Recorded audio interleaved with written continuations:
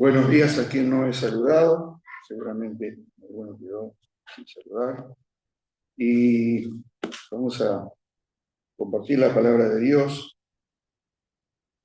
el libro de Proverbios, capítulo 5. Empezaba en este estudio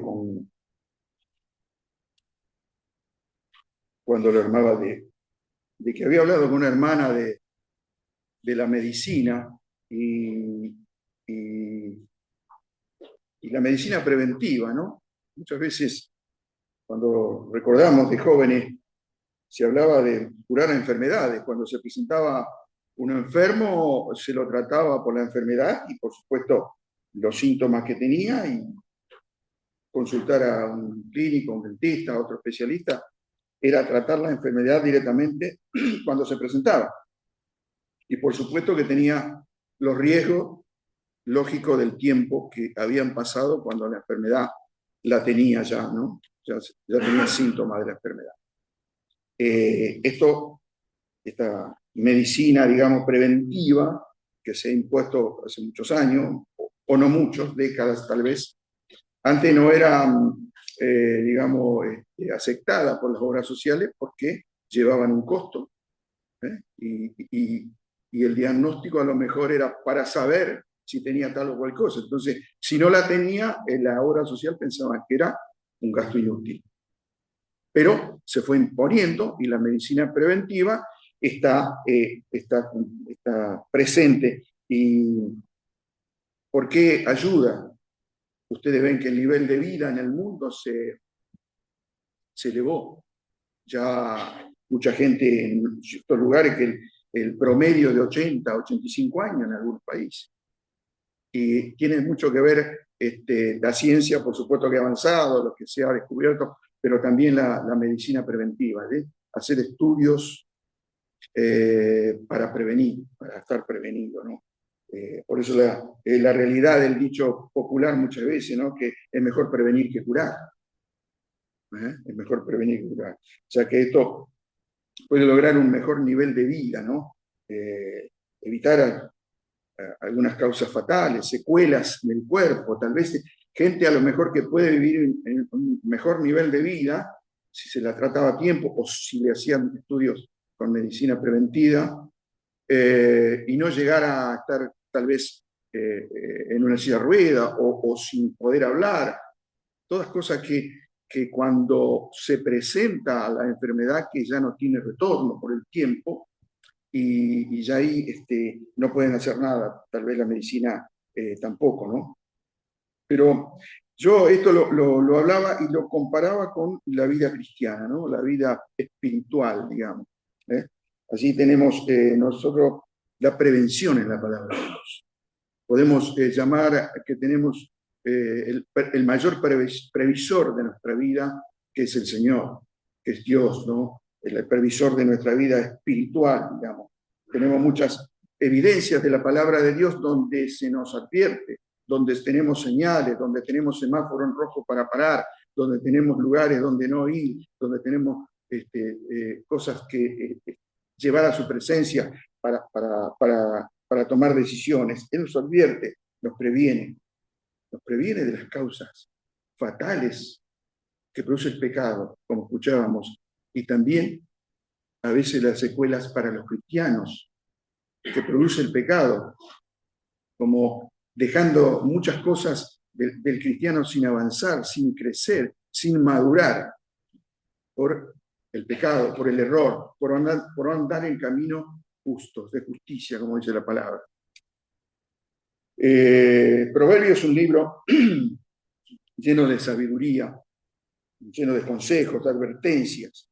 Y por vía de la comparación en Proverbios vamos a encontrar que se nos presenta alguna verdad en nuestra vida. Una verdad importante se nos presenta por vía de la figuración o de comparación con algo, o del contraste con algo. Allí tenemos una verdad en el libro de Proverbios. Tenemos allí a Salomón como el escritor de la mayor parte de Proverbios. Pero, sin embargo, nos interesan tanto aquí el autor que fue inspirado por el Espíritu Santo para escribir Proverbios. pero lo que más interesa es lo que Dios quiere evitarnos a través de los consejos, de las advertencias, que es el sufrimiento, que es el caminar, el que tener gozo en la vida cristiana y el caminar con Dios y el tener poder para vivir en las circunstancias, vivir en el desierto a veces de lo que nos falta, o vivir con poder ante los problemas porque vivimos en el Señor, ¿no? Es decir, el Señor nos ha marcado un camino de santidad a los cristianos. Nos ha marcado un camino de santidad. Nosotros andamos en ese camino de santidad. Es decir, que en ese camino de santidad no va a pasar lo impuro. ¿Y por qué no va a pasar lo impuro en ese camino de santidad que nos ha marcado Dios? Porque está Él, porque Él está presente. Él dice Isaías, capítulo 35, versículo 8, que allí está el Señor, allí mismo está el Señor. Él estará con ellos, dice. Y el que anduviere en este camino donde está Dios, por torpe que sea, dice Isaías, es decir, por falta de inteligencia, por falta de sabiduría, no tropezará, no se extraviará. Dios no va a permitir que se extravíe. O sea que no se trata del conocimiento, que no estamos en contra, sino todo lo contrario, de avanzar en el conocimiento bíblico, de crecer en la santidad, en todo. Pero aquel que ha puesto su fe en Dios y que está en el camino de Dios, no se va a extraviar, por torpe que sea, dice el profeta. Vamos a leer el pasaje que tenemos aquí en Proverbios capítulo 5. Allí está en la pantalla, no sé si lo alcanzan a ver. Hay unas palabras que están en rojo, pero es más que nada para indicarnos y guiarnos en lo que vamos a tratar en esta mañana. Esto me lo hizo Juan porque yo me olvidé el pendrive que tenía allí los datos, pero no importa. Leemos Proverbio capítulo 5, versículo 1 al 6. Dice, hijo mío, está atento a mi sabiduría y a mi inteligencia, inclina tu oído para que guardes consejo, que tus labios conserven la ciencia, porque los labios de la mujer extraña destilan miel, y su paladar es más blando que el aceite. Mas su fin es amargo como el ajenjo, agudo como espada de dos filos. Sus pies descienden a la muerte, sus pasos conducen al Seol. Sus caminos son inestables. No lo conocerás si no considerares el camino de vida. Oramos por la palabra. Nuestro Padre y nuestro Dios, agradecemos, Padre, esta palabra que nos has dejado en este libro. Y rogamos, Padre, que el Espíritu Santo nos esté hablando a los corazones según la necesidad. Que este alimento espiritual, Señor, llegue a nuestras vidas, que podamos, Señor, no solamente conocerlo, sino también aplicarlo, ponerlo por vida, vivirlo. Y lo agradecemos, Padre, en el nombre de Jesús. Amén. Bueno, decimos que acá está algo de la prevención que hace Dios de parte de esta sabiduría del libro de Proverbios, ¿no? Cuando dice, estamos atentos. Este estar atento es mantenerse con interés, estar atento, tener interés en la sabiduría de Dios, estar atento a lo que nos dice Dios, estar atento a vivir lo que nos dice Dios, ¿no? Ese interés a veces resulta irónico cuando leemos la vida de Salomón y en qué terminó Salomón. Aquel que está dándonos esta palabra, escribiendo, inspirado por el Espíritu Santo, este escritor humano, digamos, estos consejos preventivos que nos da, es el mismo que al final de sus días no lo recordó, que al final de sus días no lo tomó en cuenta para su vida. Y sabemos cómo luego fracasó, cómo no hizo caso a los mismos consejos que daba. Por eso no está en nosotros en respaldarnos en una persona, en un ser humano, en cualquiera que tenga conocimiento, sino en la palabra de Dios, en Dios, en su palabra. Y gran parte del éxito de la vida, por supuesto, tiene que ver con esto, estar atento, tener interés en las cosas, ¿no? estar interesado en el mundo que vivimos. Cuando estamos interesados en algo, nos conduce a invertir tiempo, a invertir dinero, recursos, fuerzas, ganas para lograr algo, para lograr lo que queremos. Cuando tenemos verdadero interés en algo, ponemos todos nuestros sentidos en eso, todas nuestras ganas, hacemos todo lo posible por conseguirlo, ya sea un trabajo, ya sea una profesión, ya sea un título, ya sea la familia, lograr algo, interés, estar atento. Esto es lo que nos enseña, lógicamente, la vida secular, la vida que vivimos en este mundo. Pero también debemos estar atentos, dice la palabra, en las cosas de Dios, en la sabiduría de Dios, en la sabiduría de Dios. Cuando Jesús llama a sus discípulos, o le quieren seguir, porque iban muchos a seguirle a Jesús, sabemos que muchos iban por interés, pero muchos iban porque él hablaba palabras distintas a los que escuchaba del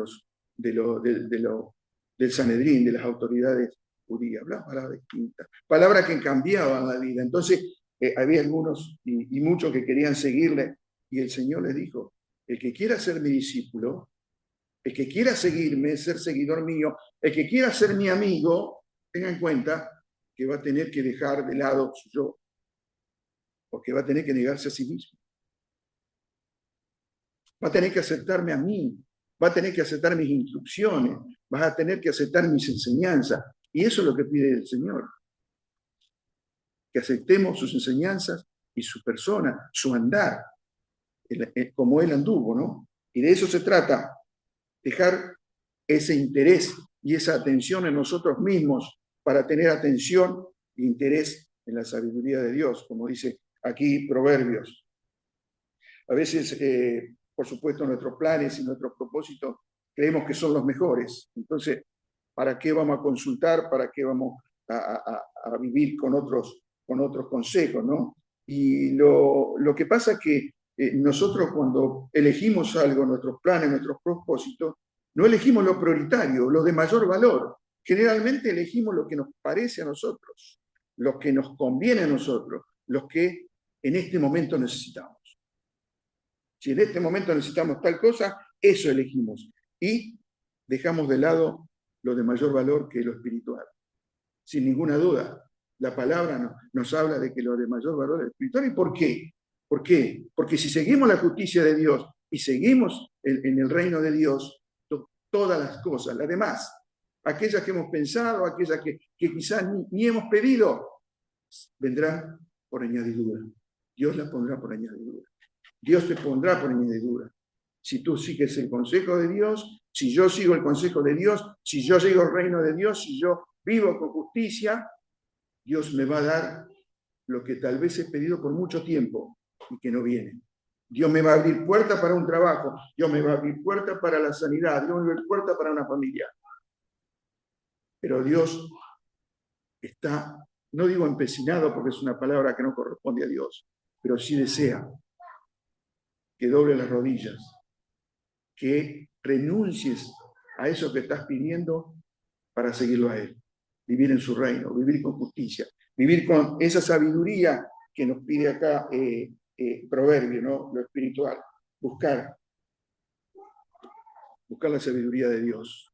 Prestar, dice, la inteligencia al oído, ¿no? Para que la inteligencia, inclinar nuestro oído para su inteligencia, para su ciencia, que Él todo lo sabe, porque es omnisciente, sabe lo que nos va a pasar mañana. ¿Cómo no le vamos a prestar oídos si sabe lo que va a pasar mañana en nuestra vida? Cuando dedicamos el tiempo, el esfuerzo, estar atentos, esforzados en nuestra vida de comunión, en nuestra vida de santidad para con Dios, entonces el hacer la voluntad de Dios nos va a resultar placentera, nos va a resultar feliz. Sabremos qué decisión tomar cuando sea necesario en nuestra vida para conducir una vida feliz, con gozo, pero también sabremos cómo ayudar a otros en esa vida, cómo ayudar al descarriado, cómo ayudar al que está desconsolado, triste, que está viviendo quizás enfriado.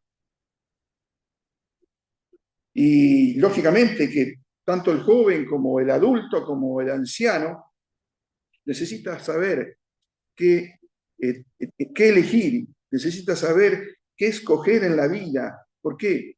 Porque tienes que saber qué beneficio puede obtener en el futuro, a largo plazo, en el mañana. Pero tiene que saber qué escoger. Tiene que saber estar atento a la sabiduría y inclinar el oído al Señor, ¿no? Dios nos dice que a través de estas dos recomendaciones podemos evitar el fracaso en la vida muchas veces. Debemos tener interés en Él, estar atentos en sus cosas, continuar en sus cosas, ser perseverante en sus cosas. Y debemos inclinar nuestro oído a su sabiduría, no a la nuestra, no a la sabiduría de un hermano, de un pastor, del que sea, a la sabiduría de Dios, a la sabiduría que nos da la palabra de Dios. También nos dice aquí el guardar consejo, para que guardes consejo, dice. ¿Qué consejo tenemos que guardar? Significa poner en práctica los buenos consejos de Dios. Significa no solamente con leer los buenos consejos va a cambiar la cosa. Podemos abrir las redes, cualquiera que sea, y tener miles de consejos, miles de cuadritos que nos enseñan cómo vivir, filosofía, humanidad, lo que sea, religión, consejos. Pero los consejos que valen, que son los de Dios, son los que ponemos en práctica. Con solo leer los consejos no va a cambiar nuestra vida. No va a cambiar nuestra vida. Nos vamos a sentir, ¡uy, qué buen consejo! Lo llevamos un momento, mañana ya no está más. Tenemos que leerlo otra vez para que sea buen consejo. Pero lo que nos dice la palabra es que debemos vivir con esos consejos si queremos mejorar nuestra vida. Los griegos son los iniciadores de la idea de que el principal problema de la ignorancia es la falta de educación y del crecimiento intelectual. Esos son los principales. Filósofos, grandes letristas, bueno, ellos hacen eso, ¿no? Y no podemos discutir eso. No podemos discutir que la educación y el crecimiento intelectual elevan el nivel de persona en su vivir. Por supuesto que está bien, pero no lo es suficiente. No es suficiente. Muchos intelectuales, grandes intelectuales, líderes mundiales, personalidades grandes en educación, en conocimiento de ciencia, de todo, no han sido felices. Tenemos un gran escritor argentino, Jorge Luis Borges, que dijo al final de su vida, con un periodista, que había hecho todo, que había recibido todo, que había andado por todo el mundo, pero una cosa no hice, ser feliz. Ser feliz. No fue feliz en su vida. Ese es el pecado que cometí. Por eso, muchas veces escuchamos de grandes conocedores, intelectuales, que no son más felices que un obrero, que no son más felices que una ama de casa, que están llenos de Dios. Recordaba cuando estaba escribiendo, armando este mensaje, quizás muchos de ustedes no lo han conocido, no han conocido el caso, pero hubo una mujer, creo que fue década del 70, del 80, del 70, que se llamaba Cristina Onassis. Cristina Onassis era hija del gran Aristóteles Onassis, el hombre más rico del mundo, archimillonario, tenía todo, fortunas, no sabía cuántas fortunas tenía. Esta mujer, que estaba mal, le pagaba a los hombres por su servicio. ¿Qué servicio? Le pagaba para escuchar que le dijeran que la amaban, nada más. Ella quería escuchar que alguien le dijera que la amaban, y por eso le pagaba. Fíjense el tema del corazón vacío, la mente vacía, esto que ella tenía, ¿no? Y que consumía drogas, y en aquella época consumía anfetaminas. Tremendo. Y a lo que llega, a lo que dice aquí el proverbio, ¿no? A la muerte.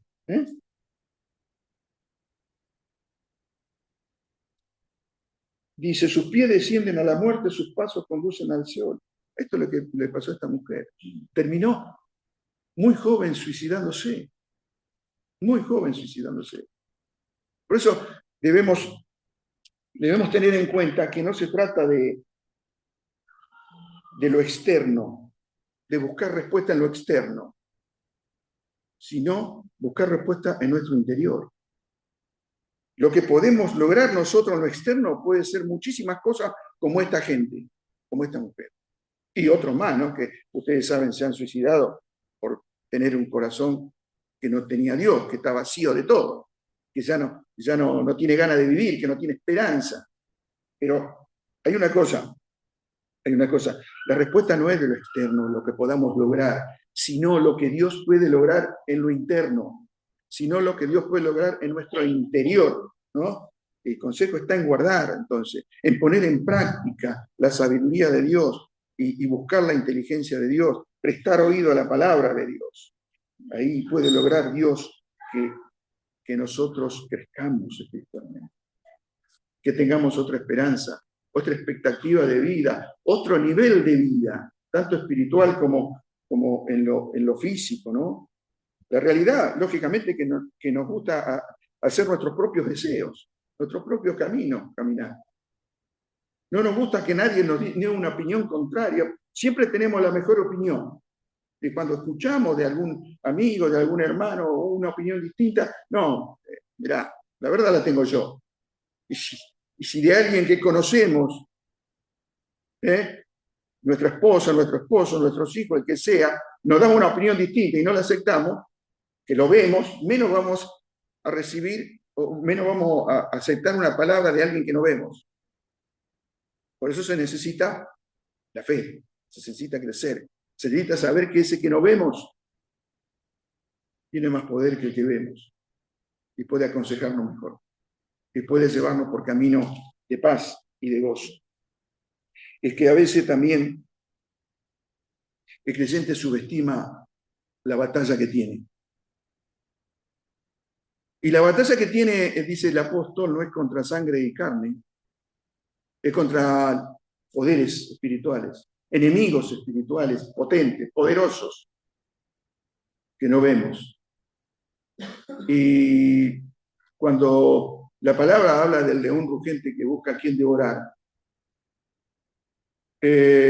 muchas veces algunos creen que es un símbolo, que es algo imaginario, que yo no veo cuando salgo de la iglesia o de mi casa un león que anda allí en la vereda buscándome devorar. No, no lo ves. No lo ves porque es una figura de aquel que quiere devorarte, de aquel que quiere devorarte de verdad, del león rugiente. Y que te quiere devorar a ti, ¿para qué? Para que no tengas comunión con Dios, para que no aceptes los consejos de Dios, para que no estés atento a la sabiduría y tu inteligencia preste oído a Dios. Para eso quiere. Porque ¿dónde está el ardid del enemigo y aquello que quiere hacer el enemigo, el engaño? Destruir la obra de Dios. ¿Y cómo destruye la obra de Dios? Destruyendo aquel que tiene la misión de llevar el mensaje. Aquel que trabaja en la obra de Dios. Cuando nos para a nosotros, cuando para al creyente, está destruyendo la obra de Dios. Porque nosotros somos mandados en la viña a trabajar para el Señor. Y de eso se trata, ¿no? El apóstol Pablo dice que no debemos ignorar sus maquinaciones. Dice, no ignoramos sus maquinaciones.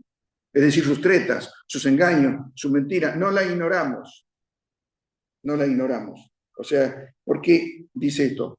Porque eso de no ignorar las maquinaciones y a dónde nos puede llevar esta ignorancia es a la infidelidad espiritual. Lo que nos habla acá, la infidelidad espiritual. La infidelidad espiritual que nos lleva a separarnos de la comunión y de los consejos que da Dios en la palabra. Somos prevenidos para alejarnos de esa infidelidad de Dios. Cuando somos prevenidos nos alejamos, pero Satanás quiere involucrarnos en esa infidelidad. Él busca involucrarnos y llega a que las personas busquen beneficios en otro lado y no en Dios. Por eso que llega a que las personas no le den a Dios lo que le corresponde. Lo que le corresponde, ¿por qué? Porque nos compró, porque somos suyos, porque no solamente hemos creído en un Salvador, sino hemos creído en un Señor, y el Señor es el amo. Y el amo, el curios de la Biblia, del Antiguo Testamento, es el que, si nos compró, tiene autoridad sobre nosotros, porque fue su sangre preciosa derramada para comprarnos.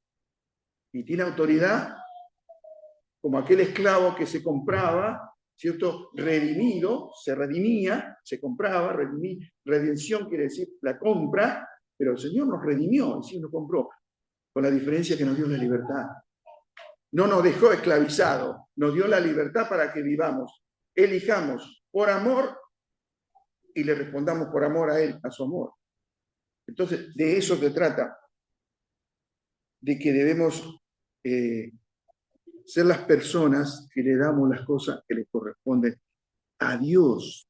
Nuestra vida le corresponde a Dios, porque Él la compró, y la compró a través de la entrega de su Hijo en la cruz, como hoy en la reunión de la Cena del Señor recordábamos su entrega, su muerte a nuestro favor. Cuando dice Proverbios que habla de aquellos labios que destilan la miel, porque los labios de la mujer extraña destilan la miel. Debemos tener cuidado con esas palabras. Palabras suaves, palabras dulces, de sabor de miel, de la mujer extraña. Hay varios pasajes de Proverbios que hablan de la mujer extraña, de la mujer adúltera. Y aquella, por supuesto, que tiene su fundamento en el engaño. Aquí llega la miel, sabemos que es un producto dulce, que es agradable al sabor, que apenas lo tomamos con una cucharadita, se va enseguida al paladar, se siente en el paladar. También sabemos un producto así, habla de la mujer, entonces Salomón, que engaña al hombre que quizás tiene una buena familia y lo saca de esa familia, y ese hombre es infiel y va con la adúltera, y él también es adúltero. Por eso es la mujer el que le roba allí al hombre el corazón. Pero ¿qué más le roba? Le roba a Dios el tiempo, le roba a Dios el dinero, los talentos y los dones que Dios le ha dado para servirle a Él. Se van detrás del engaño de esa mujer. Siempre la forma de presentarse de Satanás ha de ser de manera agradable. Siempre. Si fuera desagradable, no tendríamos en cuenta, lo rechazaríamos. Si fuera una invitación fea, ¿para qué la queremos? Siempre va a ser agradable. Fue agradable en el huerto del Edén cuando Eva fue allí y vio el árbol en el medio del huerto del Edén, y el fruto de ese árbol fue agradable para ella. Y lo comió. Y después fue a Adán y le dijo, mirá, qué fruta agradable. Y fue agradable para Adán también. Porque también Adán lo comió y fue agradable y los dos desobedecieron a Dios porque no podían comerse. O sea que así se presenta el engaño de Satanás. Por tanto, debemos reconocer que tanto lo físico como lo espiritual vamos a reaccionar con nuestros sentidos muchas veces. Con nuestros sentidos. Así reaccionó Eva y reaccionó Adán, con el sentido de que era agradable a sus ojos, de que era agradable a su olfato quizás, al tacto, porque no podían tocarlo, dice Génesis, sin embargo lo tocaron, y después lo probaron. Por eso, lo que vemos, lo que olemos, lo que oímos, lo que tocamos y lo que probamos, debe ser puesto en la presencia de Dios, en el sentido de consultar a Dios. Porque todo eso hace que corremos el peligro que si decidimos por lo que son nuestros sentidos, nos podemos equivocar. No podemos equivocar, como dice la palabra, llevemos nuestros pensamientos, aquellos sentidos, al Señor, cautivos al Señor, para que Él nos dé un consejo, para que Él nos dé un camino, que muchas veces no son nuestro camino. Muy posible que no son nuestro camino, ¿no? Por eso, el paladar que se siente también, dice Emma hablando, que el aceite. Es decir, el aceite que es suave, que es penetrante, que se desliza, pero ¿saben qué? Tiene otra cualidad, que penetra y afloja, que penetra y afloja. Muchas cosas son utilizadas, muchas cosas que están fuertemente agarradas o con óxido, se le pone aceite para aflojarla, para separarla, o para que después trabajarla. Por eso es fácilmente que nosotros podamos caer en esa tentación, que es la obra del enemigo, de entrar en nuestras vidas y de una manera sutil, de una manera agradable, de una manera suave, penetre, como la palabra, como el llamado de la mujer extraña, ¿no? Y que su propósito es separarnos, como el aceite separa algo. ¿Separarnos de qué? De la comunión con Dios, separarnos de los consejos de Dios, de las advertencias de Dios. Además, la prevención consiste también, dice la palabra, en conocer lo que puede traer, ¿no? Conocer el fin. Caer en la tentación de lo anterior es que vamos a cosechar lo que hemos sembrado. Si hemos sembrado mal, vamos a cosechar mal. Apartar nuestra vida puede llevarnos a padecer lo amargo del ajenjo. Eso podemos lograr, ¿no? El ajenjo era un arbusto que crecía mucho allí, en el oriente, mucho, y que era muy amargo, muy amargo. Entonces, allí tenemos el padecimiento de lo amargo. Así que no debe extrañarnos que muchas veces podemos perder el sabor de la vida cristiana, el gozo de la vida cristiana, la esperanza de la vida cristiana. No debe extrañarnos, porque no hemos equivocado en la vida.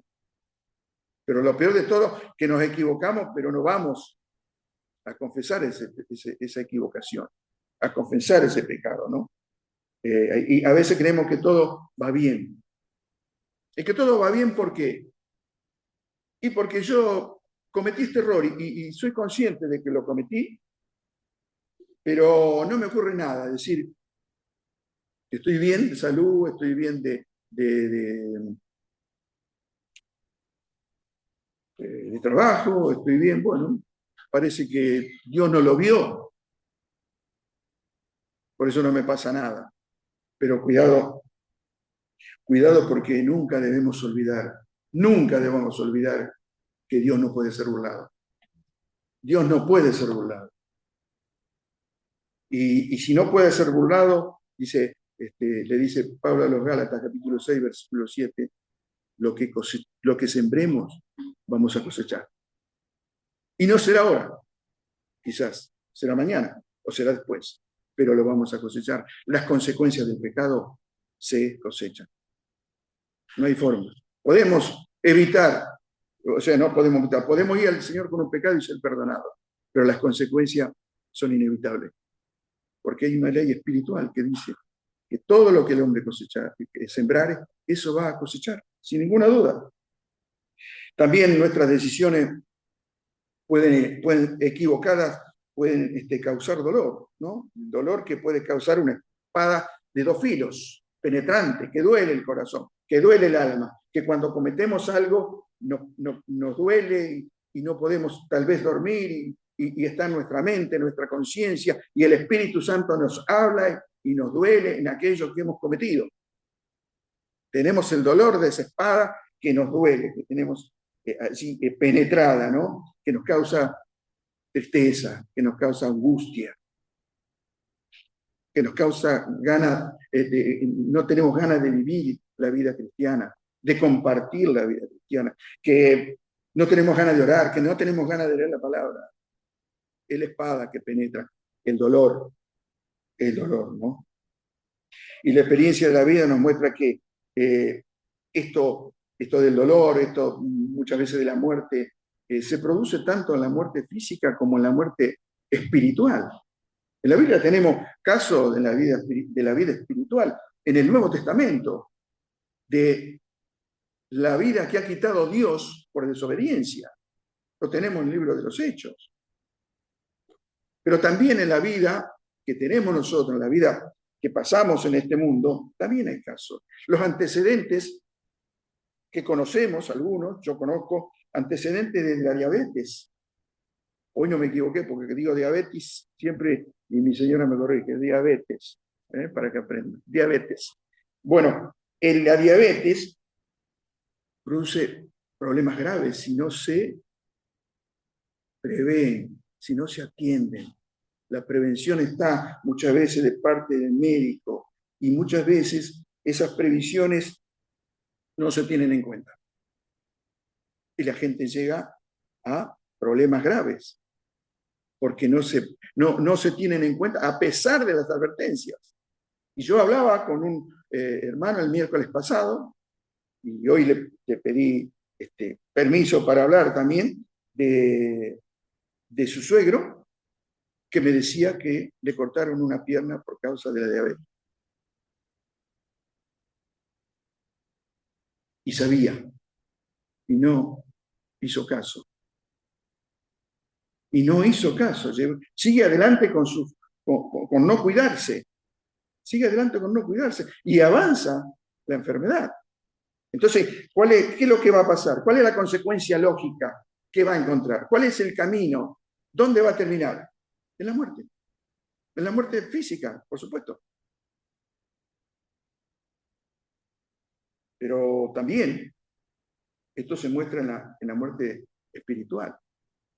¿Y por qué se muestra en la espiritual? Si no atendemos nosotros las advertencias de Dios. Porque cuando hay un pecado, cuando lo ocultamos, cuando lo disfrazamos al pecado, cuando lo tapamos al pecado, por supuesto que no estamos oyendo el consejo de Dios y sus consecuencias son de muerte también. Y pueden ser de muerte espiritual. Y puede ser que el Señor, para no quitarnos la salvación, nos lleve de este mundo, porque continuamos sin confesar el pecado delante de Dios. Dice el proverbio, para finalizar, que los caminos son inestables. Los caminos de esta forma de vivir, de no advertir, no tomar la advertencia de Dios, no estar atento, no guardar sus consejos, no inclinar su oído, son inestables, ¿no? Es como cuando edificamos nuestra casa, que sería nuestra vida en la arena. Tarde o temprano se va a derrumbar. No hay forma que quede estable, ¿no? Se va a derrumbar porque no tiene cimiento. Porque no hemos edificado sobre la roca de los siglos, que dice la Biblia, que es Cristo. Allí estamos, nadie nos va a sacar de su mano. Es inamovible ese lugar. Por eso nuestra vida, nuestros caminos, que a veces son emociones, que a veces son circunstancias que vivimos, nos llevan al fracaso. Si nosotros decidimos nuestros caminos y nuestra vida por nosotros mismos, que somos gente emotiva, o sea, por emociones y por lo que nos circunda, por lo que vivimos, y tomar decisiones por eso, vamos al fracaso. Vamos al fracaso porque no es lo que Dios quiere. No es lo que Dios quiere. Dios quiere que tomemos decisiones por la sabiduría de Él. Porque vamos a tomar decisiones por nuestras emociones, por nuestro estado que tenemos, por las circunstancias que estamos pasando, y no por los consejos de Dios. Termina diciendo que aquí la palabra, que si no considerares el camino de vida, es decir, este camino de vida que Dios nos ofrece solo tiene un nombre. Aquel que se presentó como el camino, aquel que dijo, yo soy el camino, la verdad y la vida. Es el camino verdadero, porque es la vida y la vida verdadera. Dios nos ofrece este camino de vida verdadera en Cristo Jesús. Dios nos ha abierto los caminos son inestables sin Cristo. Si no consideras el camino de vida, si no consideras a Cristo, en tu vida estás viviendo una vida inestable. Una vida que te puede llevar a la muerte eterna. De nosotros depende la respuesta, que nos muestra la sabiduría de Dios, que nos muestra el consejo de Dios, de ser previsor para nuestra vida, como dice aquí, para nuestra vida espiritual, para nuestra vida eterna. Ser previsor es creer en Cristo y es creer como Salvador y es creer arrepintiéndote de tus pecados y creyendo que Él murió por ti en la cruz. Que Dios nos bendiga. Vamos a orar.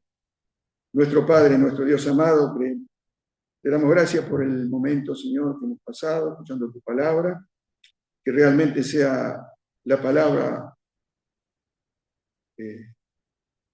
guiada por el Espíritu Santo en nuestros corazones, Señor, que ilumine nuestras vidas, Señor, y podamos sacar, Señor, de estas palabras, de estos consejos, Señor, el camino que debemos tomar. Obedecer a tu palabra, vivir por tu palabra, Señor. Lo dejamos en tus manos, rogamos que nos bendigas, San respetando de este lugar con tu paz y con tu bendición. Lo pedimos, Señor, en el nombre de Cristo Jesús. Amén. Gracias por la atención. Próxima reunión miércoles a las 20 horas y también recordamos todas las reuniones hasta febrero van a ser de mañana, a las 10 horas la cena, a las 11 horas la predicación.